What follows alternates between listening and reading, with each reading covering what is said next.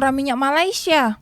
1 liter tuh baru 7.000 lebih. Kalau di Malaysia kau nak motor besar ke, kecil ke, bebas pula nak isi. Semua subsidi dari kerajaan. Kalau pemerintah ini berhasil mengurangi penggunaan bensin subsidi yang ada ke Indonesia nih, dananya nih bisa dialihkan ke... Alihkan ke mana? Ya tak tahu, ke proyek-proyek pemerintah. Viral, netizen bandingkan biaya berobat di Malaysia versus Indonesia beserta fasilitasnya. Pas di Indo, udah disuruh nyiapin uang 600 juta buat operasi dan treatment cancer. Di Malaysia sekitar 65 juta rupiah total keseluruhan biaya operasi dan treatment selama rawat inap, dokter dan kamarnya. Dah lah banyak rakyat miskin, terus yang kelas menengah pun jadi miskin juga.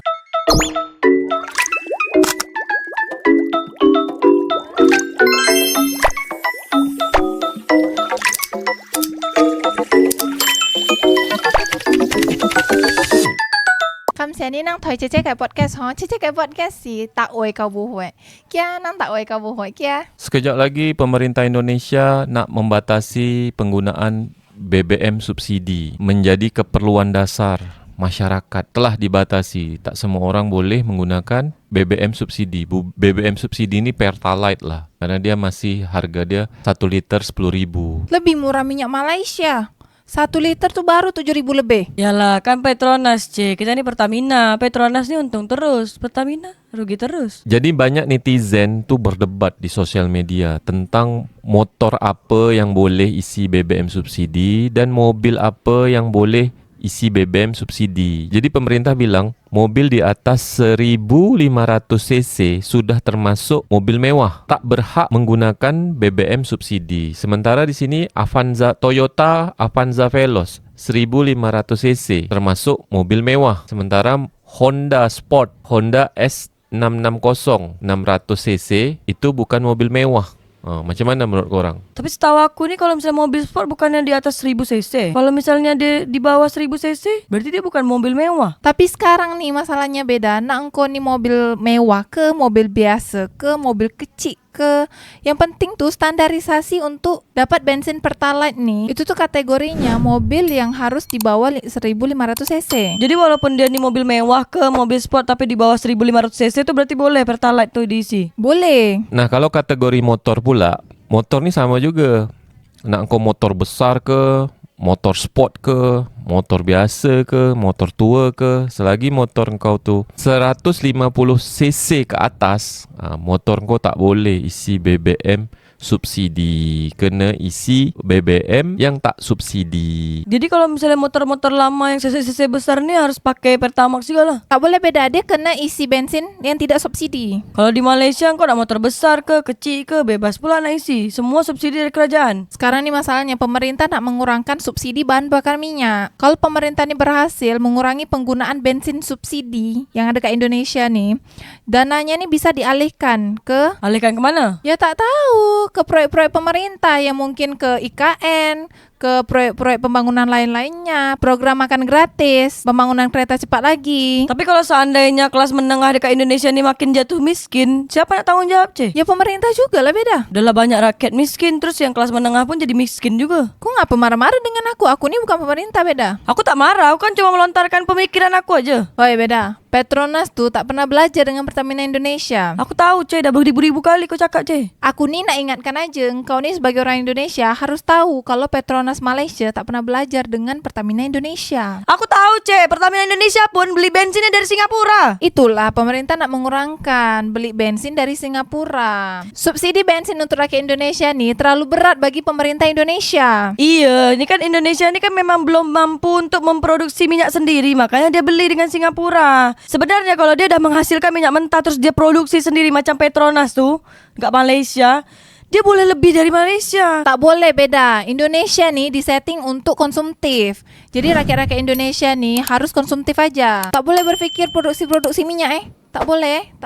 Tapi kalau engkau ni nak ekspor daun ubi, daun pisang, sabuk kelapa dari Indonesia, boleh. Kalau produksi minyak hanya boleh Singapura. Minimal pun beda Amerika. Jadi Indonesia tuh beli aja. Kau tengok sekarang Indonesia ni sampai hari ini Apple Store pun tak ada.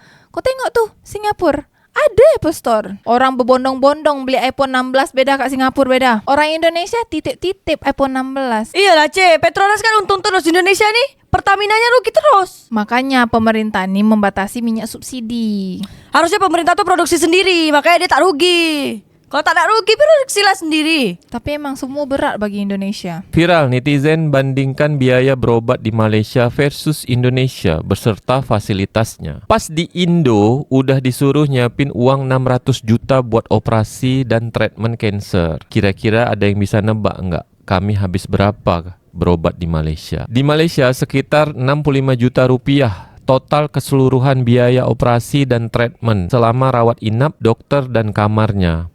Untuk biaya dokter utamanya sendiri sekitar RM3.000 Malaysia atau 10 jutaan rupiah. Dari akun LS Gunawan GNWN _ mengalami ini sendiri Desember 2021 harus operasi kanker tiroid ke 5 dokter di Jakarta dan salah satunya dokter endokrin terbaik. Hasilnya sama, harus operasi buang semua tiroid yang resiko nempel dengan pita suara. Sudah biopsi dan lain-lain itu sudah habis hampir 50 juta. Akhirnya ke Malaysia. Operasi plus karantina plus dokter plus obat-obatan dan lain-lain selesai, habis total 80 juta lebih saja. Tiket PP dan akomodasi saya dan suami tidak lebih dari 15 juta dengan kualitas dokter top lulusan Inggris. Terus lanjut lagi, di Jakarta 3 dokter menyuruh saya harus operasi segera atau pertama didiagnosa di bulan Oktober dan saya harus siapkan 300 juta. Ini belum termasuk biaya treatment habis setelah operasi. Treatment ablasi. Apa nih ablasi itu? Memang dokter Malaysia itu menyuruh saya kembali ke Jakarta untuk treatment ablasi karena mesin yang di Jakarta lebih baru dan multakhir. Akhirnya saya lanjutkan treatment di Jakarta tapi hanya ablasi saja. Kata property _ Jakarta. Dia cakap tiket pesawat domestik mahal, biaya berobat mahal, pajak pun mahal, bensin subsidi pun mahal. Dari akun Firdagia, jangan sampai hilang atau dihapus postingan ini. Komen-komennya sangat bermanfaat biar gue bisa buka lagi kalau perlu. Boleh di save aja ya kak, kata ngerti saham. Kata Itsnita 26. Wajar sih kalau Malaysia 2025 menjadi negara maju. Terus di komen nih sama OKBen 58. Dan Konoha masih berencana cemas 2045. Namun di detik ini tidak ada sama sekali berbenah dari penyelesaian masalah KKN sebagai akar masalah utamanya. Not nih. Mungkin karena para perencana cemas 2045 ini udah pada mati kali ya. Jadi mending nikmatin emas sekarang aja secara pribadi. KKN tuh apa benda, beda kasih tahu sebab tak semua orang penonton aku nih dia tahu KKN tuh apa. KKN tuh kalau dalam bahasa Indonesia korupsi, kolusi dan nepotisme. Nepotisme tuh apa? Segala urusan harus ada orang dalam. Kalau orang Malaysia Johor bilang, dia bilang kabel. Contoh nih misalnya, engkau nak masuk honorer di mana, harus ada orang dalam. Entah paman kau ke, atuk engkau ke kat sana, bapak engkau ke kat sana. Koneksi. Kabel. Kalau kata Kak Sam, kabel.